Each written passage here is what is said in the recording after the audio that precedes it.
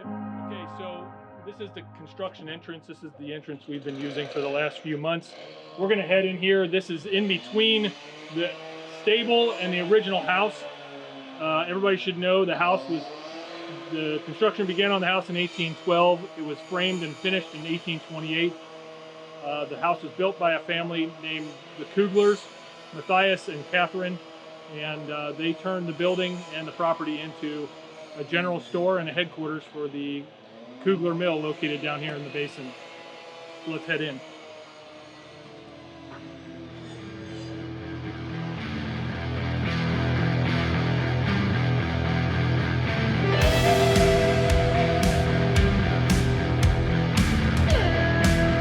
When I was growing up, there was, over by the Kenwood Mall, there's Kugler Mill Road. And I just knew that as a road that my girlfriend at the time lived on. And never really thought about what that meant or where it was. And now you realize, oh man, this guy had his hands in everything. And he really connected this area to the rest of the state. The Kuglers established the town.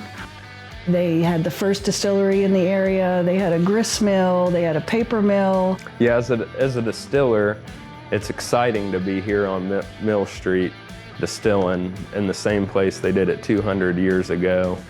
When the Millcroft went up for sale, there were developers who were very interested in buying it in order to put up apartments. Everyone was up in arms. Absolutely not. You don't tear a landmark building that greets everybody who visits coming across the bridge. You don't tear it down, not when it's not falling down. We were in a losing battle to save it. It is a very historical building, lot number 1 of the initial village. So we're very grateful that somebody did step forward and preserve it, because it's as I say, it's just sort of a symbol of our community. The Millcroft Inn is and was a great thing, and it's just another one of those things that people can learn. We would not be Milford without the Millcroft.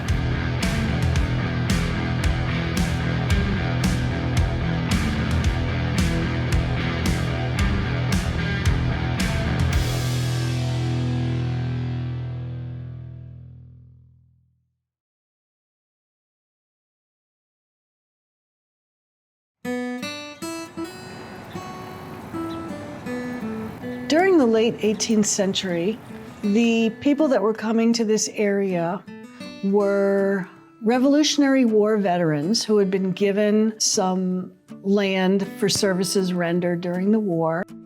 One of the veterans that came to this area in 1794 was Kugler and Waldschmidt.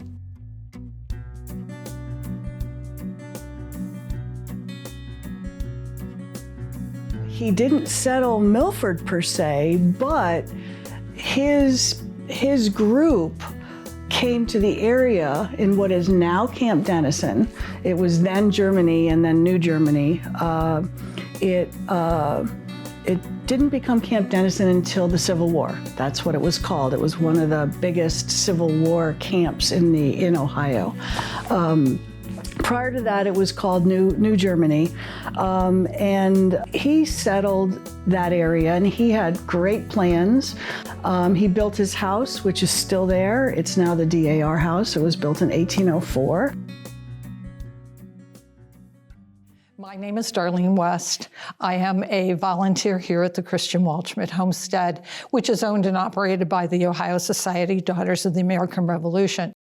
Kugler and Waldschmidt was a Revolutionary War soldier who came to this part of the Northwest Territory after his service. The family history is quite interesting. They came from Germany. They were an aristocratic family, well-educated. He named the community that he created New Germany in honor of his homeland. It was through the years that it transitioned into Camp Dennison's area and is known then as the Kugler and Waldschmidt Homestead. So Kugler and Waldschmidt has a very important part in our history here at Cincinnati Distilling, but he also plays a crucial role in the Milford area history as well. When Cincinnati Distilling first started out, the logo you'd find on our whiskey bottles was the Kugler and Waldschmidt homestead that he built. It's a place that started so much of this history. Kugler and Waldschmidt's expeditionary adventure to this part of Ohio came in 1794 when he left Lancaster, Pennsylvania, sailed down the Ohio River, knowing that he had to rely on water as his primary source of transportation and for his future business. He picked this particular area because of the water. It had the rivers. It also had many tributaries then that it doesn't have now. And with the flowing water that he needed for his businesses, it was the perfect place for him to settle. It offered many opportunities for the entrepreneurial ideas that he had of having a lumber mill, a grist mill, a paper mill, an import-export business, and that. So much of the area's history can be traced back to the Waldschmidts because he was such a visionary with so many ideas. He needed others. He needed a community. So in early 1796, he returned for his family and other friends and associates that would join him in this new settlement in Ohio. Chris Waldschmidt, our own family, and 4 other families started to this state on or near the 1st of May, 1796. I have but little recollection of the journey to Juniata, but I recollect that place. And the next place I recollect seeing was Bedford Springs. Then nothing more until we came to Redstone. Here we were detained near 3 weeks waiting for our flatboats. This first-hand account is from Thomas Fitzwater and was found in the History of Claremont County, Ohio book, featuring illustrations and biographical sketches of prominent men and pioneers from the early 1800s. The Fitzwater family was one of the families that joined Waldschmidt on his second journey in 1796. Their family settled further north on the river, but having this first-hand account of Waldschmidt's journey here is an incredible piece of history. A day or two after leaving Pittsburgh, Chris Waldschmidt was walking on a sandbar when he picked up a fife which looked very ancient. The brass on the ends was black and somewhat eroded, and it was full of sand. It was supposed it had been in the river since Braddock's defeat nearly 41 years. I saw the fife hundreds of times, and after years, they lent it to an old Revolutionary fifer, and never recovered it again. You'll notice in the Thomas Fitzwater's letter that he uses the name Waldschmidt. It was common practice back then to Americanize the European name, so the German name Christian Waldschmidt was often changed to Chris Waldschmidt. The Ohio River was low, and the 3 flatboats had great difficulty in getting along. They only traveled in the daytime, always tying up to the shore at night. At the mouth of the Bracken River, 2 families left and went into Kentucky. After being on the river 7 weeks, we landed at Columbia. The Miami was pouring out muddy water and driftwood. This was the first sight I got of that river. I think it's really cool that you can tell the river is something that was of significance to them. And what's so cool about this firsthand account is you really get a feel for the pioneers' emotions and character. Waldschmidt picked this area because of the water. The rivers were very different at that time, very meandering. There were many tributaries that he could use as mill traces for his different manufacturing facilities. They had a number of different mills, a paper mill, which was huge back then because Cincinnati was actually a publishing haven. Most people don't realize that early Cincinnati was a major publishing house, and it was a major publishing city because of Christian Waldschmidt and his paper mill. He sold to a lot.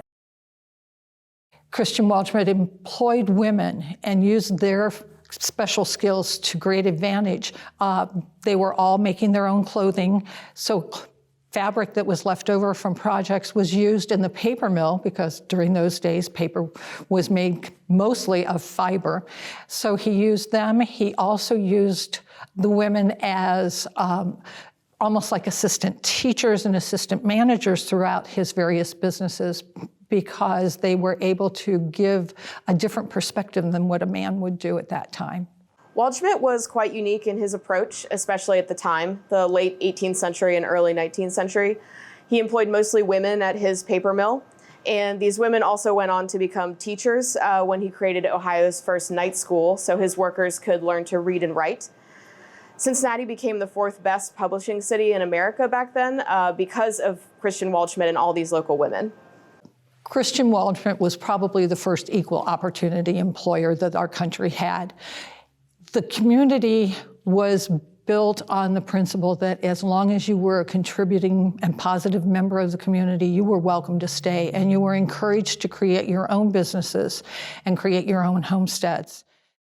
Not far above the mouth of the Miami, the boat which contained Waldschmidt's family ran aground. The 4 men and a boy tried to get it afloat that afternoon and into the night, but did not succeed. The next morning, another boat came along. When they hailed the inmates for assistance, this boat landed close to ours, and I recollect seeing 3 or 4 go to the boat which was aground. In 2 or 3 hours, the boat was afloat. About 20 years ago, old Father Durham told me the same story, and further said that Waldschmidt was so pleased to get his boat afloat that he told them he would give them 10 gallons of whiskey for their services. They brought a keg which held 3 gallons. He filled that. It was about the middle of July when we landed at Columbia. In 15 or 18 days, after the Miami got low, we arrived at our journey's end. Waldschmidt went vigorously to work building a mill. Sometime in the summer of 1797, I saw the frame of his grist mill put up. That same fall, he started 1 run of stones and also 2 copper stills for making whiskey. This year, 1797, Matthias Kugler came to the territory. I have heard him laughingly tell about his losing his hat on the river and shoes he had none on when he started. He was landed at Columbia in a skiff. When he arrived in reach of shore, he jumped as far as he could, but lighted in the soft black mud, where it was so deep he got mired. After some floundering about, he got to solid ground. He then had 10 miles to travel without shoes or hat, and his legs well plastered with mud. He arrived at his stepfather's the same night. Johann Kugler was the father. He didn't make it here. He died in Pennsylvania en route from the East Coast. But his son, Matthias, came here. He was a young man at the time, and he did begin working with Waldschmidt in his various businesses. At the turn of the century, Christian Waldschmidt had many businesses set up in New Germany, and a young Matthias Kugler begins to work for Waldschmidt, making $8 a month. During this time, Kugler also develops a romance with Waldschmidt's oldest daughter. Christian Waldschmidt had many children. Most of the children who grew to adulthood were daughters.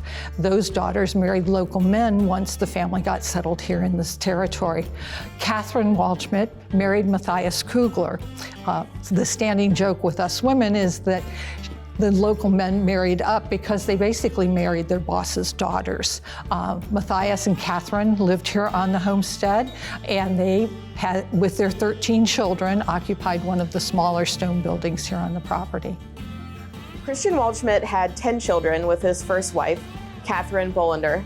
Their first child, Catherine Elizabeth, married Matthias Kugler in 1798. The union of the two families, I can't imagine they knew back then what a profound impact their union of their families would have on the greater Milford area. And for that reason, our historical gallery at Cincinnati Distilling is known as the Kugler Waldschmidt Museum.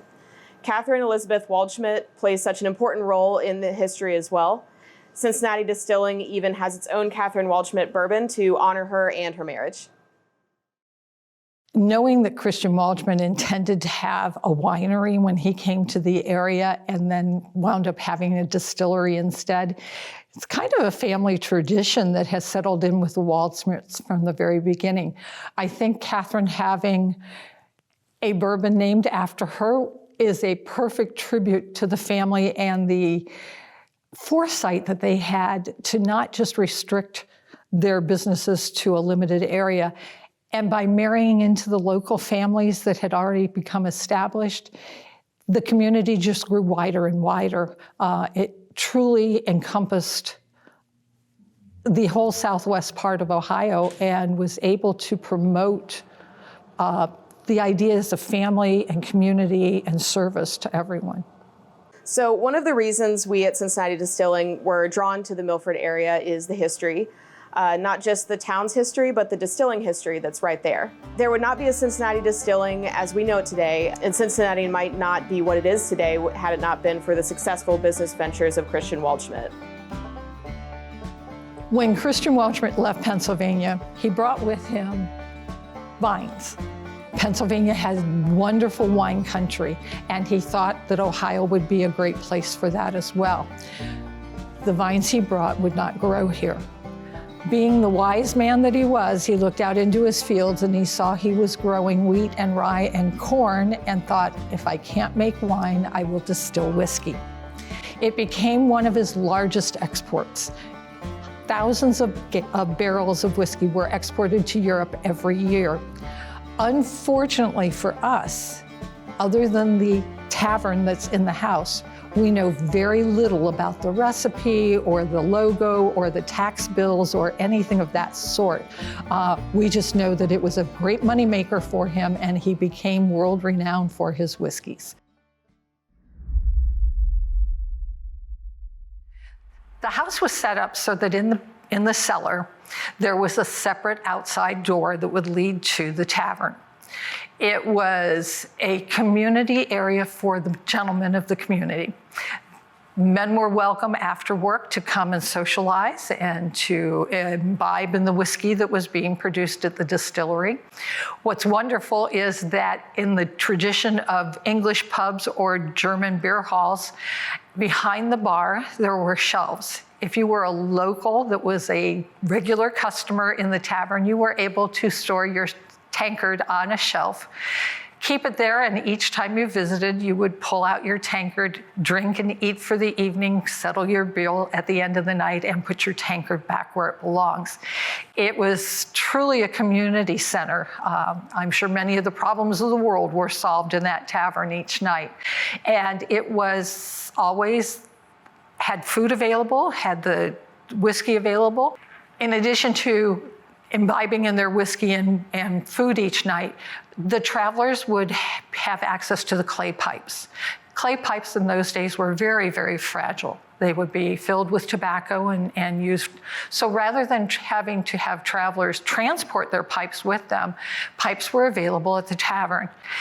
In addition to solving problems, they also gambled. There were games down there that could be played, and gambling was a commonly accepted activity for the gentlemen. It was when coins were used, and the practice of cutting coins into smaller pieces made it easier for the gentlemen to make wagers and not use all their family's money. Okay, so the Waldschmidts and the Kuglers were working together because there was a marriage at this point. This is early on. We're talking late 1700s, early 1800s. And it was from that point on that Matthias had an important part in the business because of the many aspects with the paper mill and the grist mill and the lumber mill and all of that. It took many people to manage everything. And Waldschmidt was smart enough to realize that he had very talented people around him and he should take advantage of those talents that they had.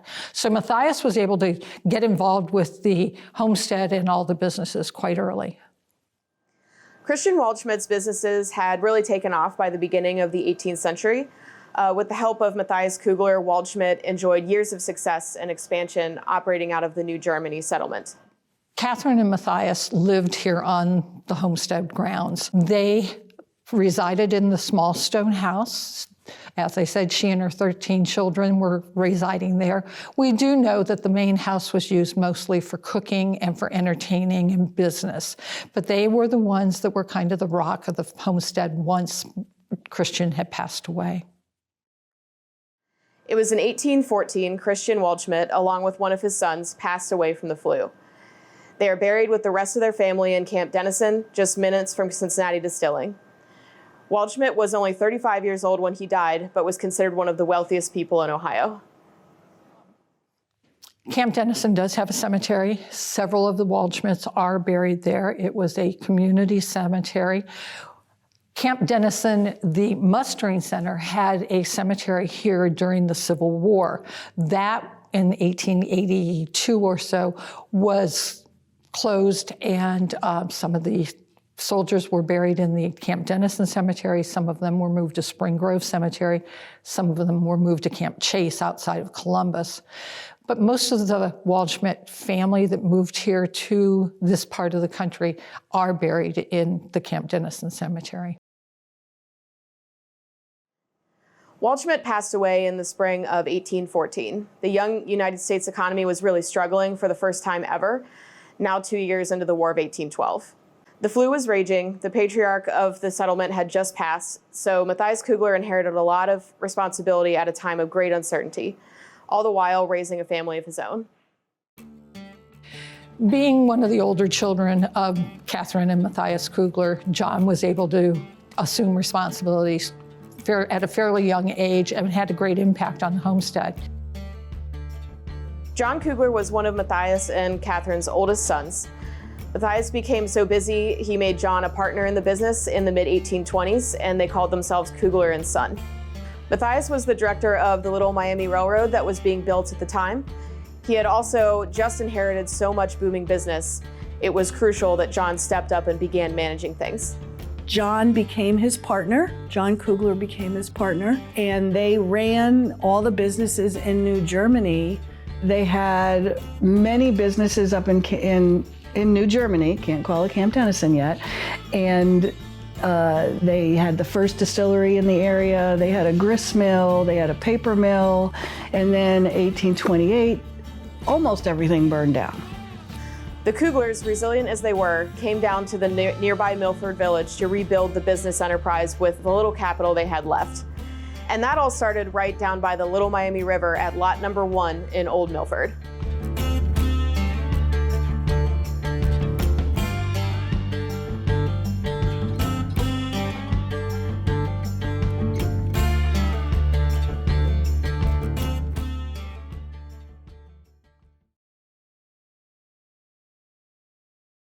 We're Diana and Howard Cannell. We have been a part of this historical society since it began in 1967. That was even before we got married. I remember going to the Millcroft as a very young child, but we had our rehearsal dinner at the Millcroft, and then we went back and had our 25th anniversary dinner at the Millcroft. My mother's father always said it was so comforting when he came home at night, if he had to come in from the city, to cross the bridge and there was a Millcroft Inn, and he knew he was home. He said, this is a good thing when you have something that speaks to you like that, when you come into town and you feel, well, I can take it easy now, I can relax, I'm back home.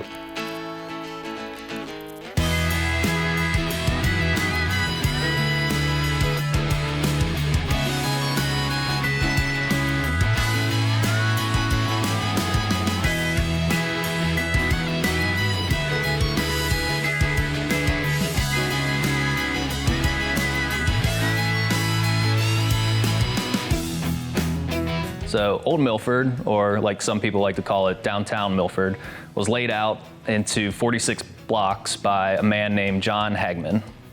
Hagman acquired over 60 acres of the original survey from some of the first settlers in the area and named the village Hagman's Mills. But by the time the Kuglers came to town, Hagman had moved on, and folks took to calling the village Milford. 1788 was the first survey of this area. John Nancaro was the surveyor. He had dreams, but he wasn't very good at raising or making money. So he soon came into financial difficulty and started selling the survey land off. One of the people he sold to was a Reverend McCormick. McCormick was the first settler. He was given 1,000 acres for his Revolutionary War services. Reverend Gatch purchased property from McCormick. McCormick was the first one here, and then was like 1797 or something. He showed up here around 1792, 1797. He sold out a lot of it to Gatch. Much of the original survey was sold off, quite a lot of it to the Reverend Philip Gatch, who sold some of that land to a man named Ambrose Ransom. Ransom then sold the land to John Hagman, who laid out 3 streets parallel to the river in the first 46 lots. Lot number 1 was the biggest lot. It was the most prominent lot. It was the first thing you would see when you entered the town, be it by fording the river, or which was the way they had to do it most of the time. But yeah, it was the first thing you saw, and that's why it was lot number 1. That's why Kugler wanted it too. Well, too, yes. Well, and it had the structure that was started on it, which he, of course, improved enormously and turned into the Millcroft.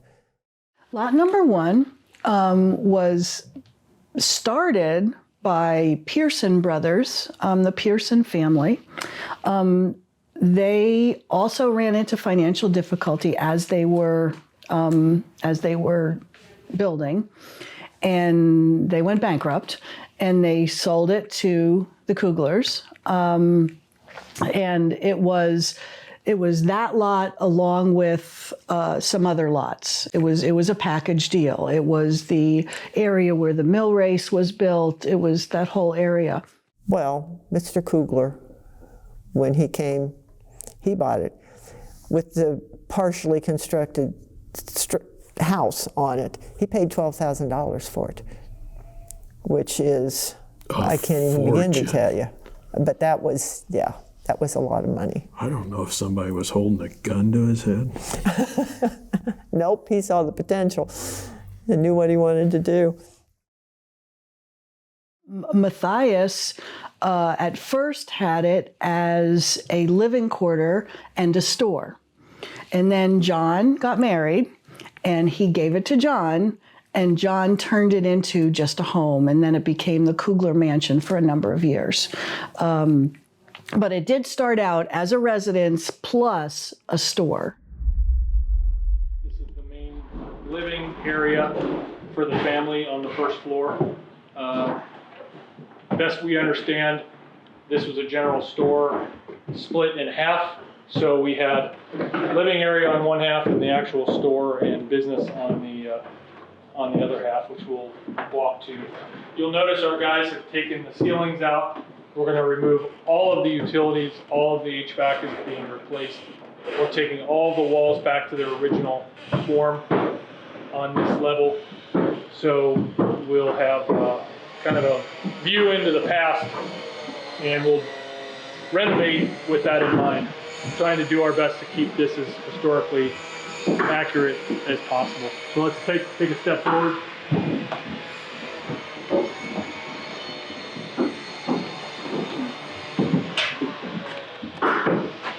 So original windows are gone, obviously, but some of the woodwork that you see in the house is still in place. And we'll do as much as we can do to preserve that. Here's a tall door. Notice the low hardware. This leads into the main hallway. Again, this is a piece of the original home that we're going to preserve, either use there or somewhere else.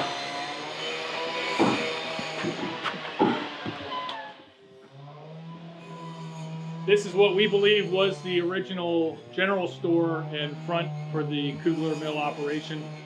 And the Kugler, the businesses in general. One of the dead giveaways is this split door. And if you see on the back of the door, you have a service counter. So if people were trading, they would come in here and service off this countertop here. Now, the wall that separates the two rooms wasn't here originally, so it was conceivably a much bigger office space with a wide array of services and products that somebody that was here could attain. So it was really vital for us to restore the property back to its original form because it's meant so much to the community. This lot has been the cornerstone of the Milford community since 1828. When the Kuglers moved to Milford after the New Germany fire, they basically set up every mill they had in New Germany. That included the grist mill, the distillery, the paper mill. So everything was rebuilt. To the left of what is now Water Street was a mill race, and that afforded all the mills the power that they needed to produce their products. They were very, very involved in everything. They were very smart businessmen. They knew exactly how to build the area up. They really did. So in the 1830s, Matthias and John Kugler are working together as Kugler and Sons. And it's John who's taken over and become the director of businesses. John Kugler is the one that's responsible for taking the business to new heights, transforming the Milford area along the way. John Kugler was the most influential person in just about in Milford history. All the enterprises, the mills, the stores, the distillery. I mean, he had it all going. Yeah. And he knew he had it all going. Very successful entrepreneur. Never missed an opportunity, I'm certain, to, what's that old saying? Discover a need and fill it. It's pretty remarkable how much influence John Kugler had on the area and how much that was expanding over the years. In 1842, he became the director of the Little Miami Railroad. He was also serving as Milford's second postmaster and as a trustee at this point.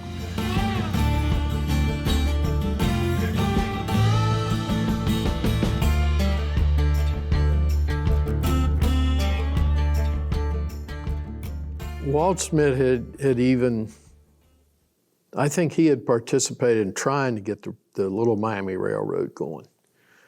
But it really didn't get off the ground until Kugler. And was it Kugler that made the deal with the Little Miami Railroad, said, if you move that within so many feet of my mills, why, I'll chip in a lot of money. And he did, and they did. So the right-of-way for the railroad pretty much went where it is because of John Kugler. And he was a smart guy. I say he got into all those businesses, and he made a deal with them also that he would supply the wood for the rails in those days. They didn't run the train on steel rails. They had wood that had a metal cap on it, so it didn't wear quite as quickly. But, he was a mover and a shaker, and he knew how to move them and get them shaken so that he benefited. The Kuglers were craftsmen. They were eager to become involved in the community. They, as I said, married into the Waldschmidt family, and through their resources and business opportunities, they were able to become an established and respected family here in the area. There was not much of anything in Cincinnati that John Kugler didn't have his hands in, and that includes Porkopolis. At one point, John Kugler owned all of the present-day South Milford. Over 1,500 acres was used for farmland, which included pigs and cattle. They were part of the Cincinnati pork business. That is part of why Cincinnati is known, because of what we did out here in Little Milford. But at that point, if you go back into the early 1800s, Milford became as big as it did. We consider it a small town today, but it really isn't. It wasn't back then. It was a pretty big, bustling town. And it was basically because it was so close to the river, and you could walk the river, you could ford the river. And it also had the through route of Route 50, which had just been built in the early 1800s. And that was a major road from Cincinnati to Chillicothe. Very, very important. So it made sense that Milford grew as it did in the 19th century. But as the community grew, so did the Kugler business enterprise, and this led to John being very wealthy. Well, and it was due to his industry and with all the mills and things that Milford got the first covered bridge to span the Little Miami River that was paid for by the state of Ohio. It was the very first bridge that the state legislature got the funds and paid for, because Milford had become such a hub of commerce. He made a huge impact on the growth of Milford, and his wealth was enormous. He was the main guy. John Kugler was a sight to behold. He was a very domineering gentleman who commanded attention just by his stature. He always had his top hat. He always rode the finest and fastest horses. He loved to ride the horses, and that's how he traveled from business to business.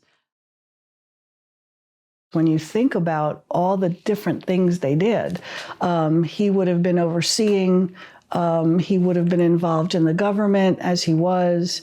So their days were very, very busy. Whether it be him riding up to Chillicothe for government business, or going out to his farm to make sure everything was, being run properly. They were one of the wealthiest families, for a time, the wealthiest family in the county, and they lived it. Well, John Kugler was a very busy man. He ran lots of businesses, had a lot going on. So he had a lot of horses that he used to get around, and he was very proud of those horses, and he built a stable to store those horses, and he was very proud of those.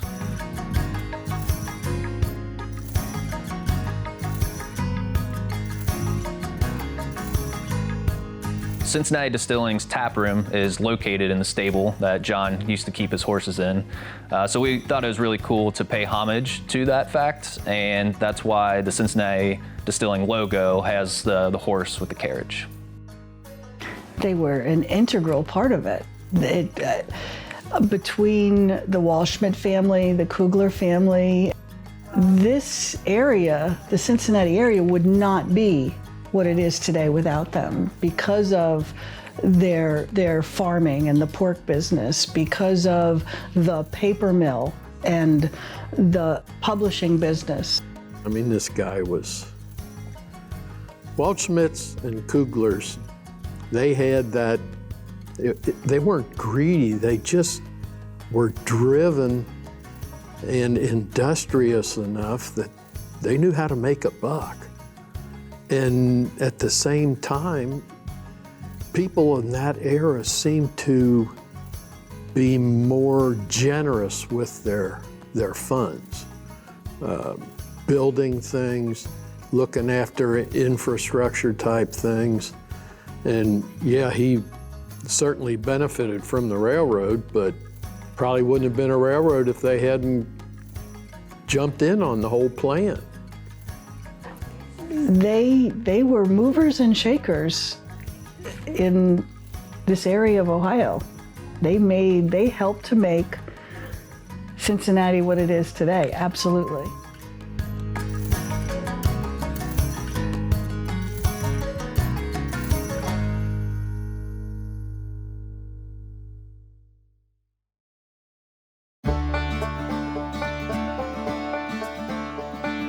When the Kuglers moved to Milford after the New Germany fire, they basically set up every mill they had in New Germany. The grist mill, the cooperage, the distillery. Distilling has a very long history here in Milford. Yeah, so on the corner of Water and Elm Street, there was an existing distillery that the Kuglers bought and made their own. Back when they first moved to Milford and bought the Millcroft, they also had a mill race and a mill there. When John Kugler opened a second distillery on Mill Street, it sets forth an era of industry and construction in Milford. And so much of the construction at the time was the Kuglers building to meet their demand for their whiskey, and they ended up building a lot of downtown Milford.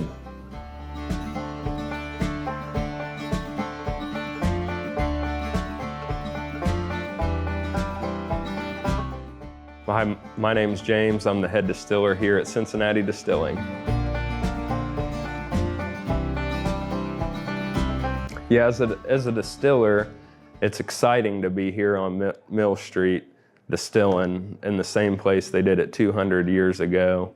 It's a great community and it's a great historic location to be able to create great whiskey at again. When somebody comes into the distillery for the first time and they're sitting there by the stable enjoying some of our whiskeys, I hope they make the connection with the past that I make when I walk through the building. It's almost like a connection with the Kugler family and the city of Milford that it's like being a part of history.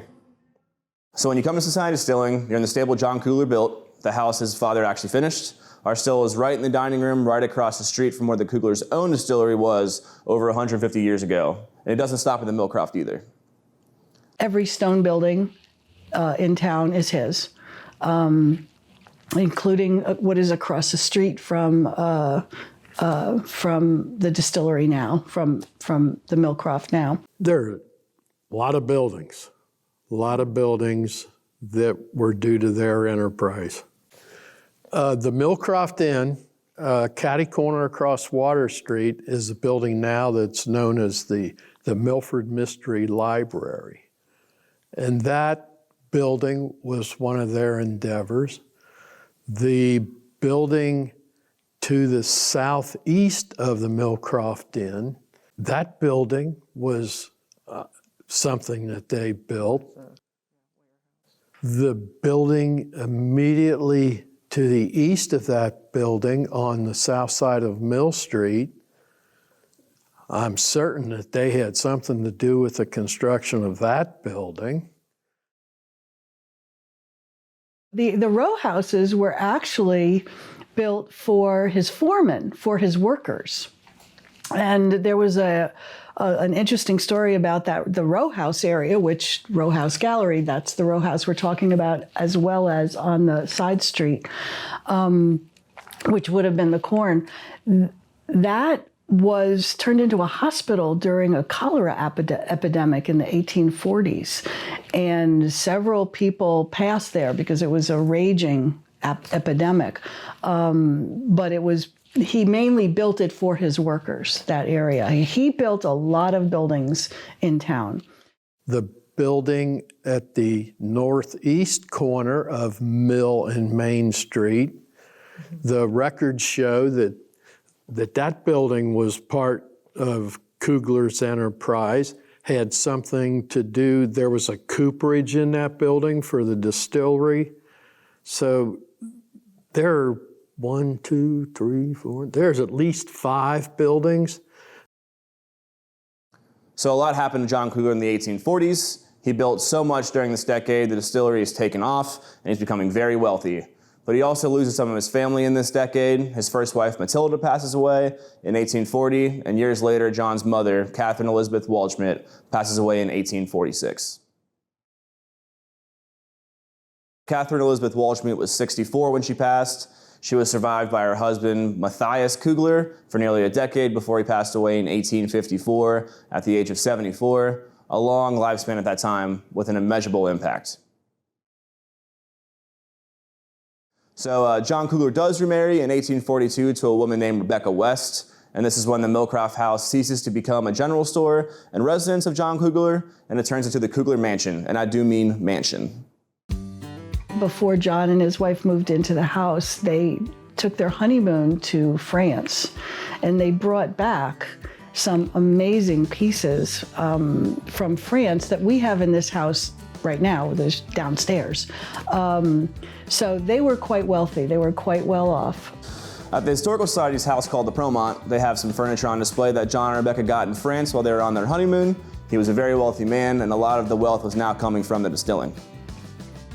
I'm really surprised at how popular distilleries were. I guess there weren't a whole lot of things to do except sit home and have a nice drink of whiskey or something by the fire at night, because every town that was of any size just about had a distillery, and some of the bigger ones had 2 or 3. One of the big reasons that whiskey was so profitable back in the day and so popular, it was a great way to be able to take your grains for a year and be able to store those for a longer period and be able to transport them much easier.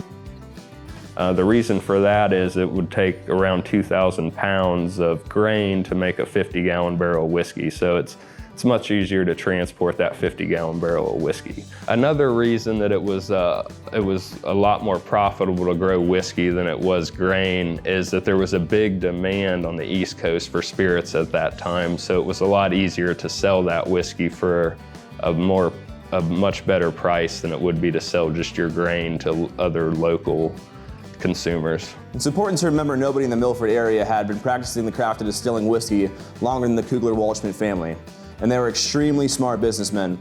John especially had that eye for entrepreneurship, and he owned an immense amount of local farmland as well. You could see why Kugler would have easily transitioned from farming into distilling. So the distillery business, I don't think it was any different then than it is today. You get into the distillery business, you got a good product, you're going to make some money.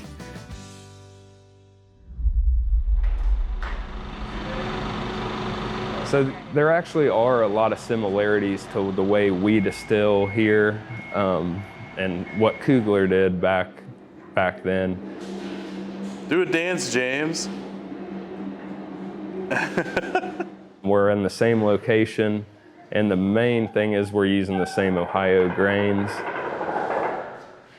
We bring in the grains, we ferment those grains and turn them into alcohol, and we run them through our still, turn them into a liquid, which then goes into a barrel, which is then aged for 2 to 4 years, depending on the spirit that goes into the barrel.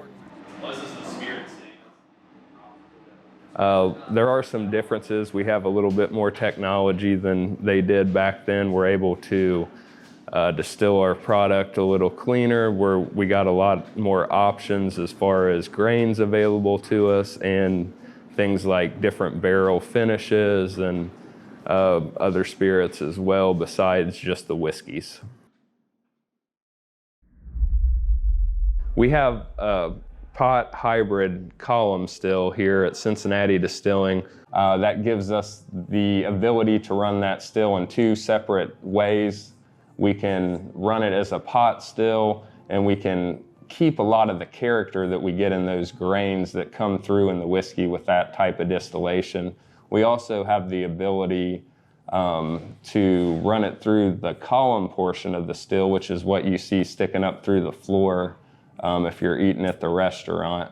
There's plates in there that are basically mini distillations for every plate you see. So that allows us to run other products through there like vodka and get a very pure product through it with very minimal taste besides the alcohol. One of my main hopes for the future here at Millcroft is seeing all the different variety of whiskeys that we're going to put out, all the different barrel finishes, all the different time lengths that they're aged. There's going to be a lot of cool things to come. At Cincinnati Distilling, one of the things we're most proud of is being able to produce such a wide variety of spirits at the premium craft quality our consumers expect of us. So the new still at the Millcroft is only going to elevate that further, and we're seeing the results of that already.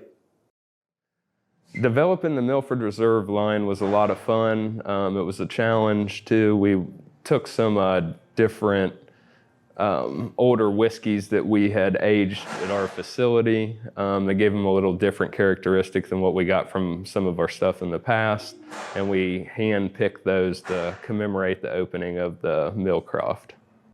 Doing things like the Reserve line, the Kugler and Waldschmidt bourbon, and the Camp Dennison whiskey are really important to us because it really gives an opportunity for a real rooted connection to the area we call home, and it helps tell that story. Camp Dennison was created through the efforts of John Kugler in the early 1860s, 1861, 1862. The war effort was starting to step up. So in the early 1860s, John started working with the government to create the Camp Dennison Mustering Center.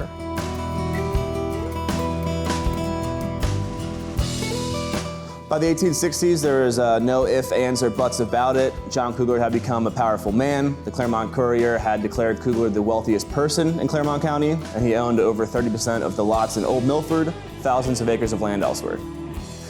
There was little that John Kugler hadn't accomplished at this point, so he decided to help take on the Confederacy, and then he decided to sue the federal government of the United States of America.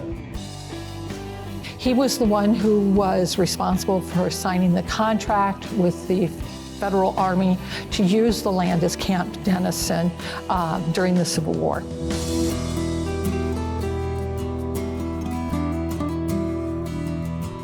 He was the one who, along with several other families in the area, leased about 500 acres of land to the government. And so he was essential in managing that. One of the things that made it such an appealing piece of property was the railroad was here, the water was here, it was easy to move troops around, and he realized that he had a prime piece of property that the Army could use. And it was a way of his supporting the war effort as well.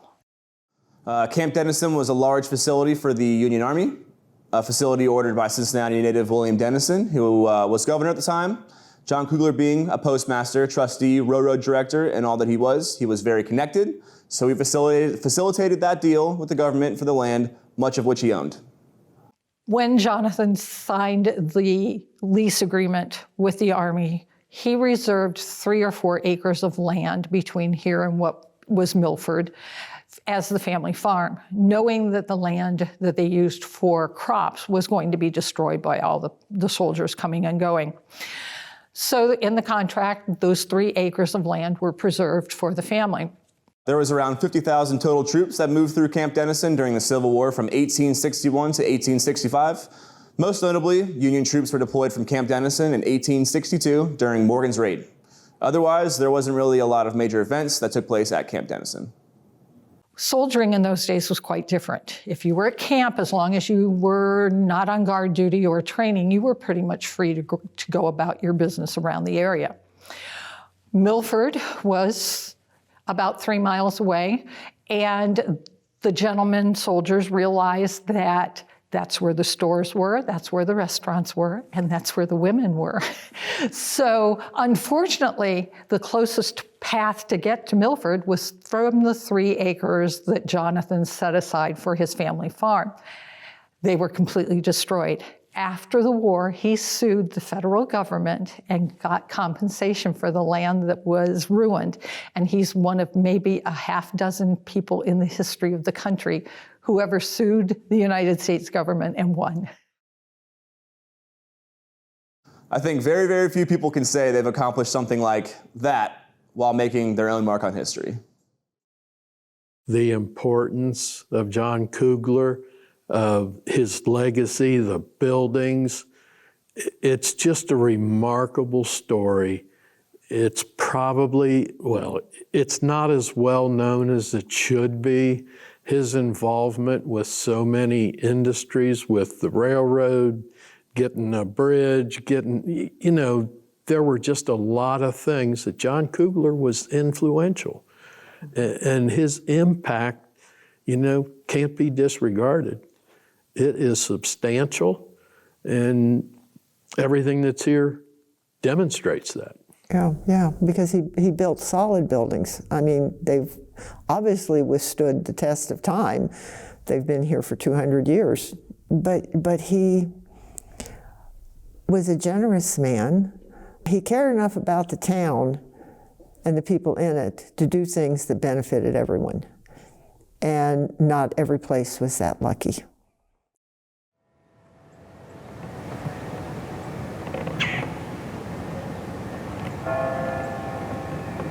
John Kugler died in the first week of January in 1968. He was 61 years old, and he owned 16 lots of land in Old Milford and 1,500 acres of farmland at the time of his passing.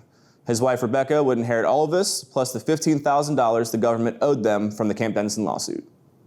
You know, I don't know how many people aren't aware that John Kugler's buried here. And, you know, if you find out about the Millcroft and you find out about Kugler and somebody said, oh, he's buried here, you can go up to his gravesite. Mm-hmm. There's a huge monument there. And I've had people say, what? Well, yeah. You know, I know it's there and it's impressive. John Kugler is buried at the Oddfellows Cemetery, located in the Carriageway Park, along with his first wife, Matilda Brower, and his second wife, Rebecca West. He did not have any children with either of them. Now, just a year after John passed away, Rebecca remarries. This complicates things a little because she only lives another 2 years. So for the next decade, the Kugler estate would be drowned in legal costs as the remaining relatives of all the different families battled for control of it.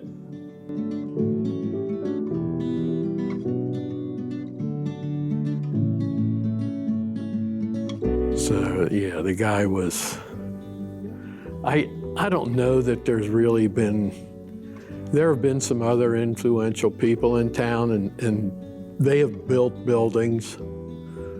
I just don't know that any of them were as influential as John Kugler was. You know, I think the others came along and said, this is a good place. Kugler's got something going on here. We'll get on that bandwagon, we'll build some places. And there's some nice buildings on Main Street, and they have names on them, you know, of people that built them. But yeah, John Kugler was the main man.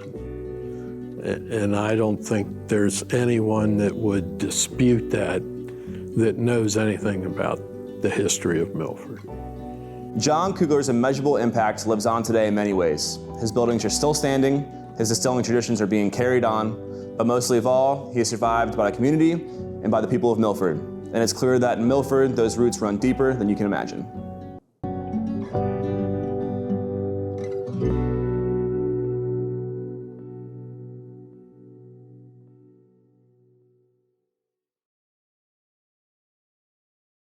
Hi, I'm Barbara Burke. I've lived in Milford most of my 87 years. I'm very active with the Mystery Library, otherwise known as Milford Public Library, but we only have mysteries. And I've been a longtime member of the Milford Historical Society.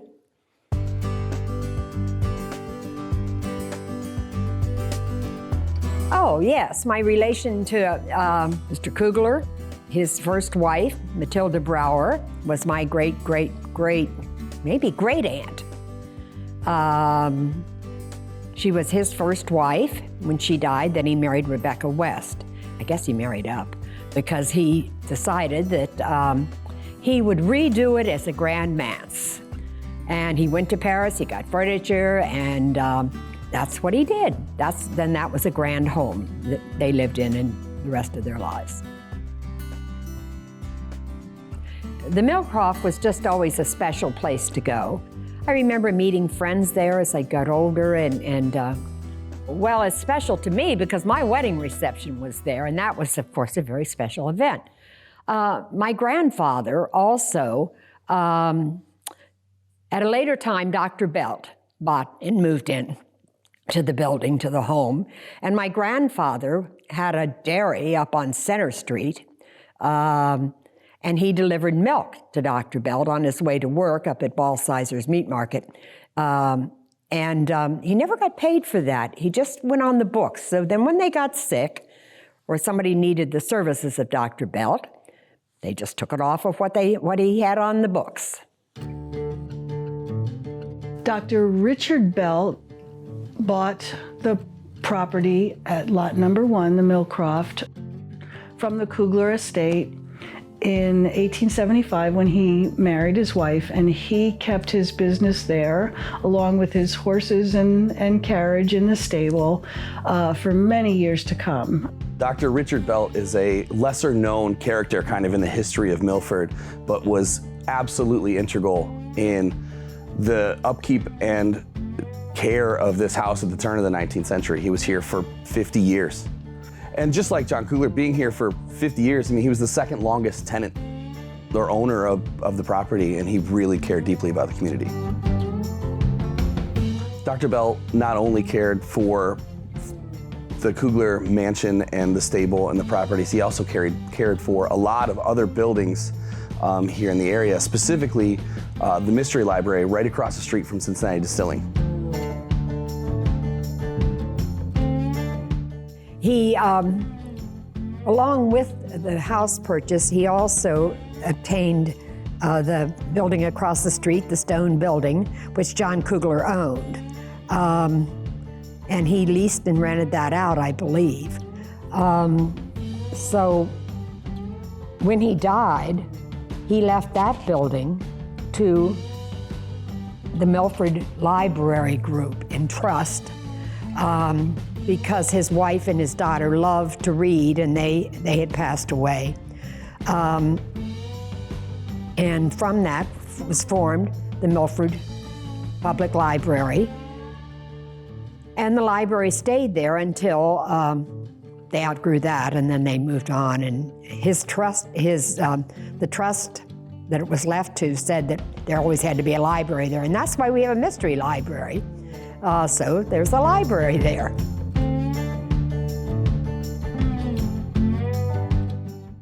At that time that he left that, they had, women had gone a long time before and petitioned to be able to have a library in Milford. And at first they had it out of their homes. And then they were in this building. They had a little portion of this building. And so Dr. Belt had rented to them. And so when he died, he left the whole building to them. The Mystery Library do such a great job for Milford. They provide for the community under an agreement made by Dr. Belt in a building built by John Kugler. It's amazing to think about the totality of all that history. It speaks a lot to Doc Belt's role in keeping the Kugler legacy alive, and it all ties back to the Millcroft property. So a summary of maybe the Millcroft might be in order. It was unfinished by the Pearson brothers. They went into bankruptcy. The Kuglers bought for a little bit. Matthias had it as a residence and a store. Then he gave it to his son John when John got married, and it became the Kugler Mansion, and it was all a residence. And it was Kugler Mansion until John Kugler's death. And then Dr. Belt bought it in 1875, and it was a doctor's office until the mid-30s. Dr. Belt died in 1930, and then another doctor took it over for a few years after that.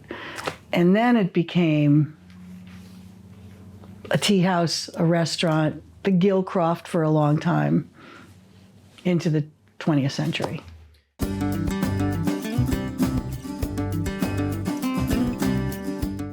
Anyone familiar with the food here at the Millcroft establishments will tell you that it's always been the best around. No matter what rendition, from the Gilcroft to the old Millcroft Inn to now at Cincinnati Distilling, the food has always been top-notch at lot number 1 in Milford. This started with the Gilcroft, which was such a great establishment, it appeared in an old Duncan Hines road trip book called Best Eats Across America. Most recently, the Millcroft kind of became known for fried chicken. So when we got a hold of the old menus that were here, that was number one, we knew we had to do a great fried chicken. Folks have always been very fond of the businesses that have come and gone from the Millcroft property. But it wasn't until 1939 that it became known that this was a restaurant. Our owner, Mark Stillreyer, and I actually sat down and we went through some old photos together of events at the Millcroft Inn.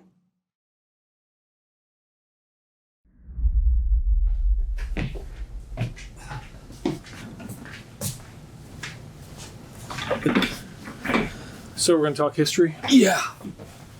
Okay. Yeah. So, I don't have a script in front of me, but I think the interesting part about this whole process has been the outreach that we've made and received back from the community about whatever they could bring forward in the last 4 or 5 years has really been helpful for us to pinpoint certain, restoration cues on the house and really fully understand, what the thing was really doing at different eras, what purpose it was serving. So, I don't know. We've gotten a lot of help. We've scoured the city for a long time trying every antique shop in the county. Yes. Yeah. I mean, what are your thoughts? Do you feel like we've done a good enough job on the restoration to honor what it was? The feedback that I've gotten from guests and tours that I've given have been all positive and all gracious and full of gratitude about the effort that we took to maintain the grounds and the facility and to tie in the modern that we had to have to operate the way that we need to while preserving the history. And the museum gets a ton of. Yeah, the outside was number one priority. I mean, I hope that it's pretty obvious that we were able to achieve at least honoring the original architecture. Yeah. I mean, the earliest photo that we have was from the 20s. I mean, you could tell by the type of car parked out front and sort of some of the surrounding landscape, so to speak. But trying to get the house on the outside back to what it was, at least the earliest evidence of it was key. Yeah, and I achieved that going away. And you can see, I mean, even in this photo, right, you can see, short of a white picket fence, like everything's there, all the details. Right, and this is a great picture. I think this came from the Mystery Library next door, right? Mm-hmm. These are things that came from different various parties and groups here in Milford, but this is Dr. Belt, right? And we think this is sometime pre-1930 because he died in 1930. Yeah, so it's got, right. So if, at least in 1930, this is what we're looking at, which is pretty similar to the 1920s photo that we had. It hadn't changed much from those in that. Right. There's a couple other photos that were from a little bit later that were pretty cool. That really resonated with me. The Jim Franklin photo from 44, 46 time frame. Now he was a subsequent owner of the Millcroft, and he was in the process of renovating and expanding the building in 44 and 46. In that time period was obviously generating a lot of excitement around it. This is a picture of him giving away a vehicle during a fall festival in a raffle. Yeah. Do we know what is that? Is that a Packard? I think is it a Chevy? We got to do some research. Aeroliner. Yeah. So it's that, but what's good about the photo is in the background, you can see the renovations that were either begun or finished around 1946. Oh yeah. You can see some of the balcony there. Yeah. The balcony was new in that time period. And this is really where Millcroft got its name too, right? So previous to that, for a couple of years, it was known as the Gilcroft with a G. And Jim actually was working in the Gilcroft. He was working in the gift shop. And I think through exposure to the operation, he figured he could do it a little better, and came in and turned it into a full-blown restaurant. So, I mean, that added a lot to the community. I think it anchored the community, and he was onto something. For sure. You could see in just how almost cosmopolitan the feel was. This is a fall festival, and everybody's got a suit on. This was like a sophisticated place to go where you would come. An important part of the community, yeah. Yes. Yeah, it wasn't just a diner or something. This was an event when you got to come down here and partake in some of the stuff that they were doing. Right, and I think he unlocks that. And no, I think he was, if memory serves, from the timeline we were just looking at, he was in it until 47. So he turned it over quickly. I don't know whatever happened to Jim, but his wife stayed on a little bit longer through into the mid-50s at the property as it changed ownership. Here's another photo from, these two photos are Milford Historical Society. Yeah. Here's one of probably the same fall festival, quite possibly, because the angles and the conditions on the ground were very similar as they are in this photo.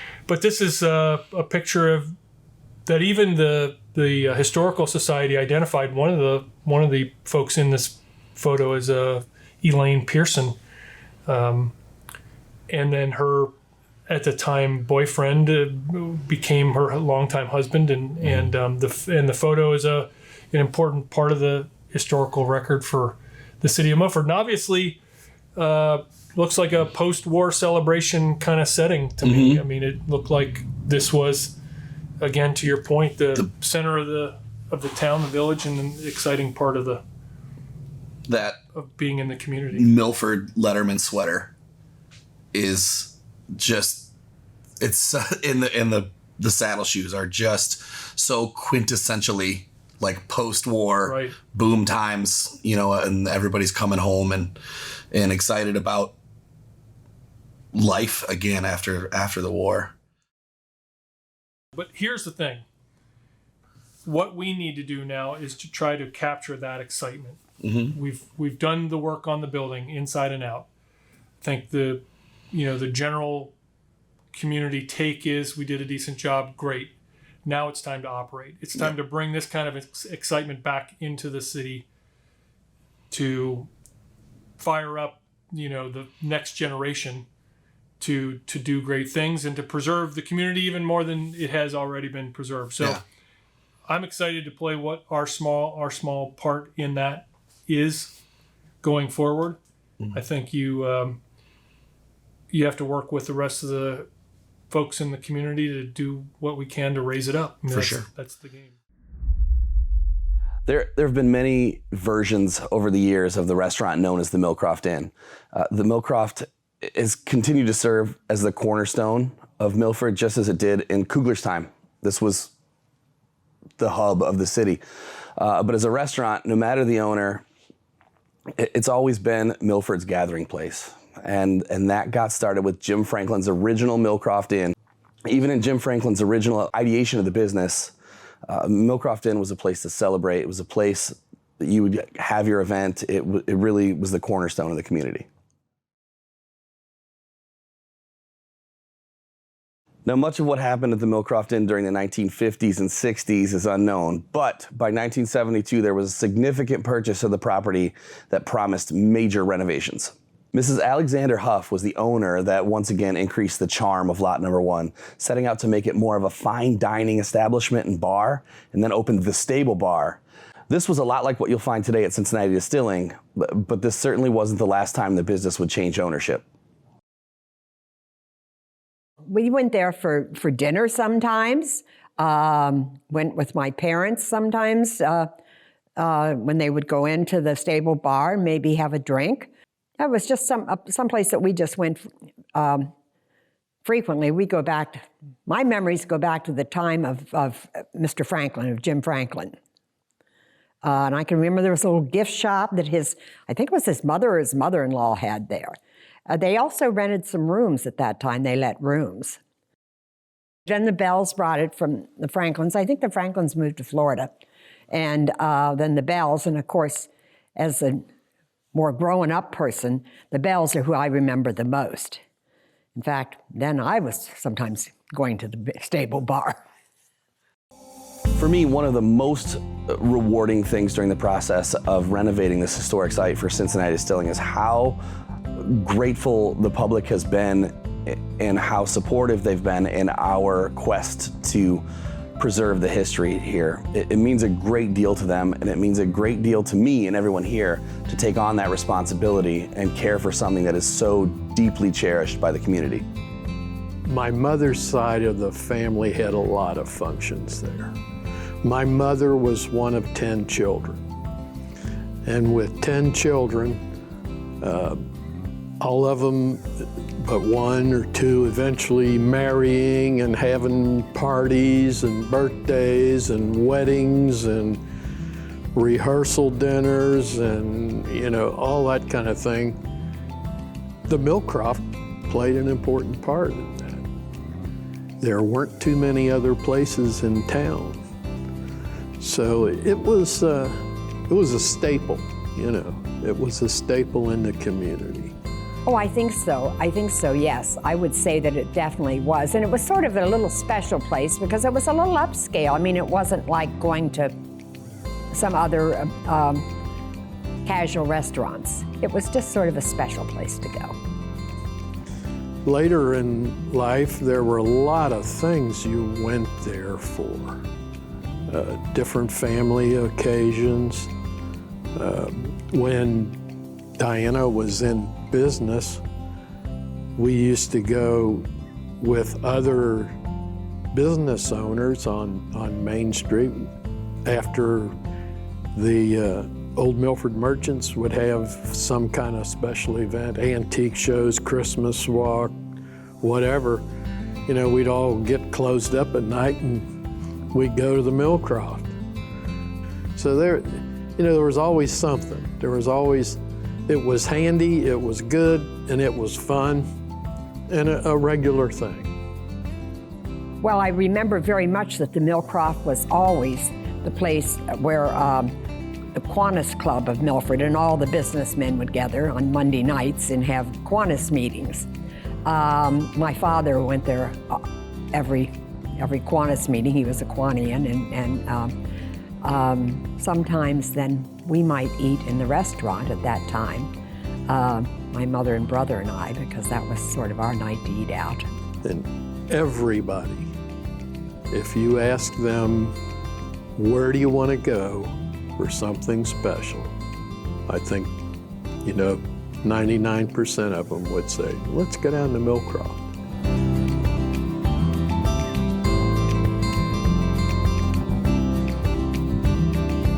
I was speaking to someone the other day who remembers going to the bar as a child and, and sitting at the bar with Dad,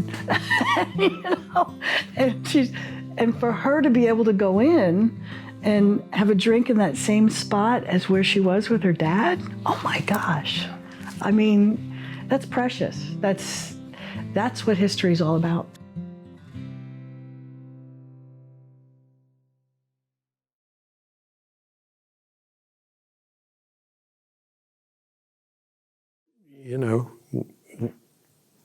Every day, stop in the Millcroft, and if the weather was nasty, go in the door off Water Street and hang out for a little bit to get warmed up or dried out or something.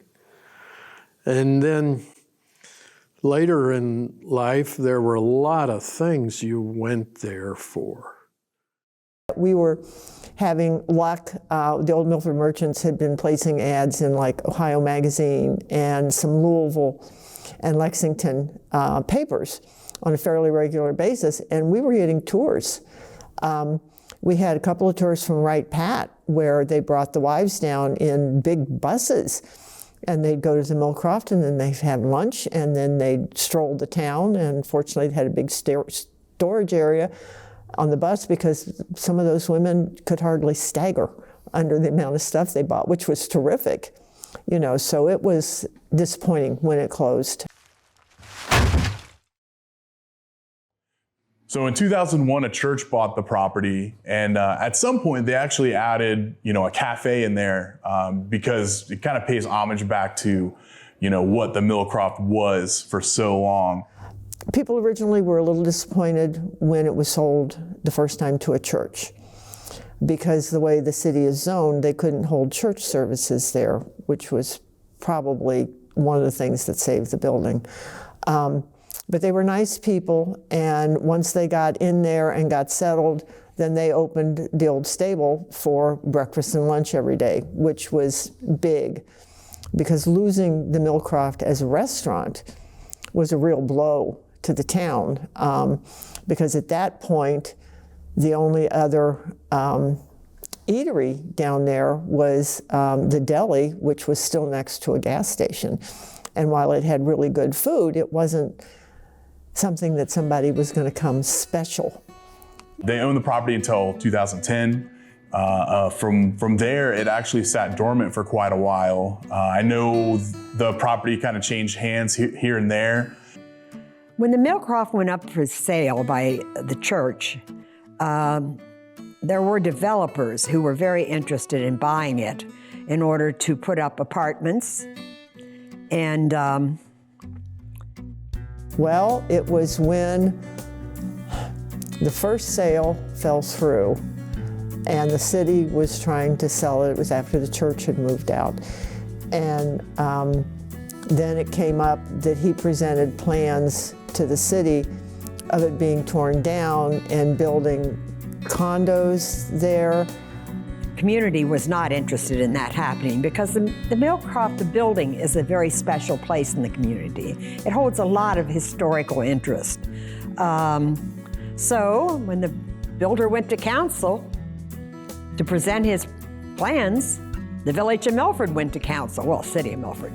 The people who lived there, the citizens, went to council too, and they said, no way, we don't want this building torn down. Everyone was up in arms. Absolutely not. You don't tear a landmark building that greets everybody who visits coming across the bridge. You don't tear it down, not when it's not falling down.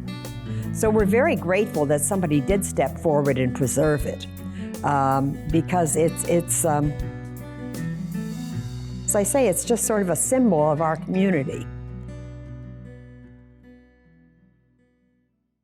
We were in a losing battle to save it. It is a very historical building, lot number 1 of the initial village.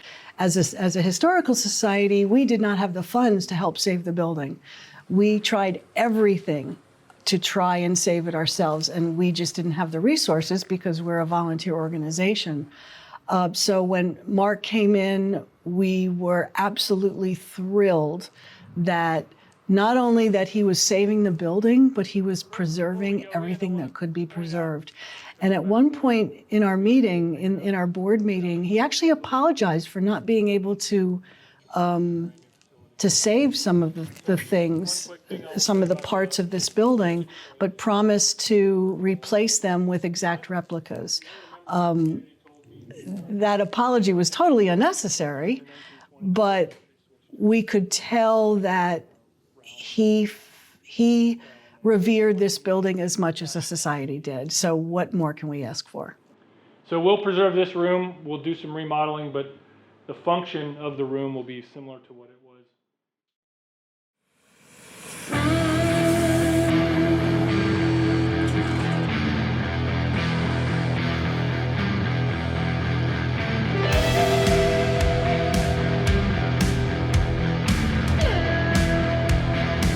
First of all, I've been in the building. I've had a tour, and I was already awestruck when I saw the wall. That stonework that I know was touched by the founders of our city. And so much of what is in that building was touched by them. That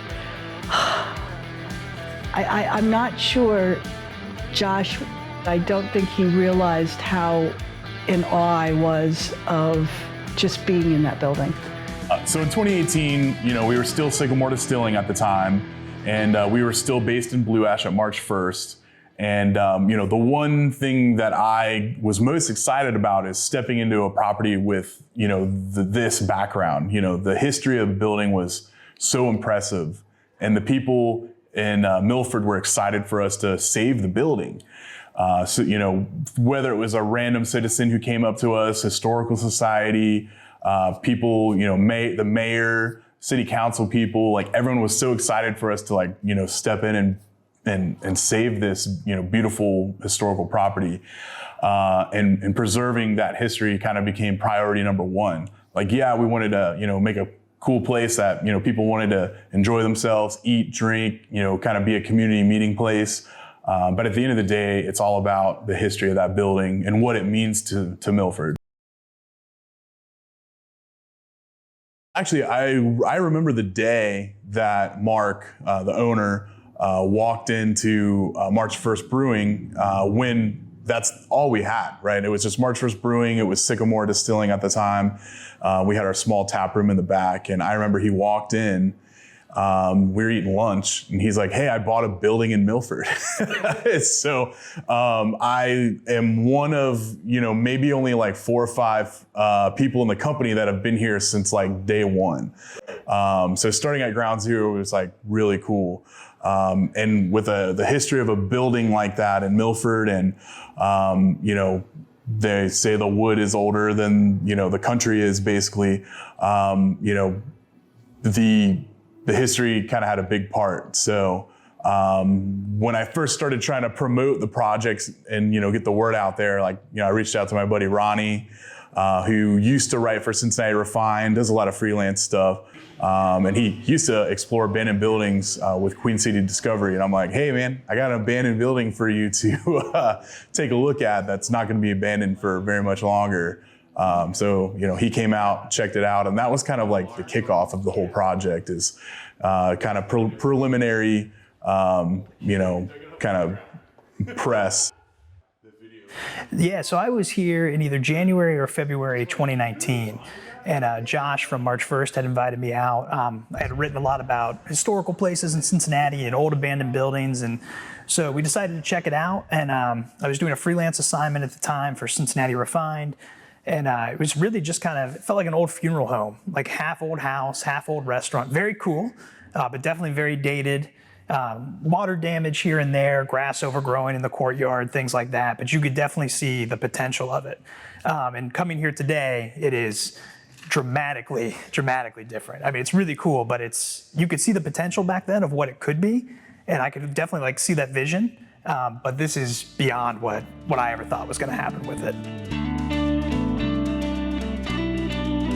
Cincinnati is, at least in the history I've written about and the things I've toured and explored and kind of covered throughout my career, it's mainly been about beer, which, you know, I love beer. Beer's great. I love local beer. There's a lot of great local breweries.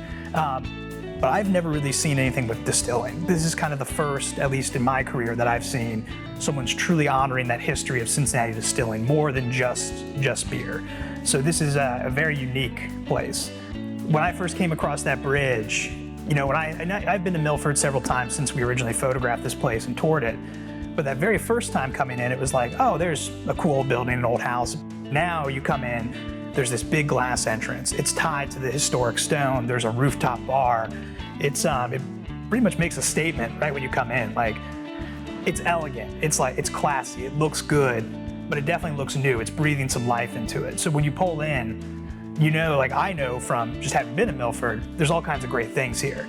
But right when you pull in, you're kind of greeted by the first one. It's a great statement piece. So it's very hard not to like the roof the best. I mean, being able to see the river, kind of look over, it's a very cute town. Milford's wonderful. But from a historical sense, I think what I really dug was being down in the basement, the newer basement, and how it's connected, seeing where that stonework lines up, or down in the stable room, and seeing where that wall once was, but the original stone's still there. There's all these little nods to it. And even in the event space, you can still see the old roof and chimney like it's combined. Like, it's nice because it's still got some modernism to it, and it definitely feels new in here, and the natural light is great, it's bright, it's airy, but there's all these little like hints of what it used to be. All right, whenever you're ready. Hey everybody, my name's Mark. We're here this morning at the historic Millcroft Inn site, where today we've just started the demolition phase of the construction project here to renovate this into the Sycamore Distilling new headquarters. My name again is Mark, and I'm here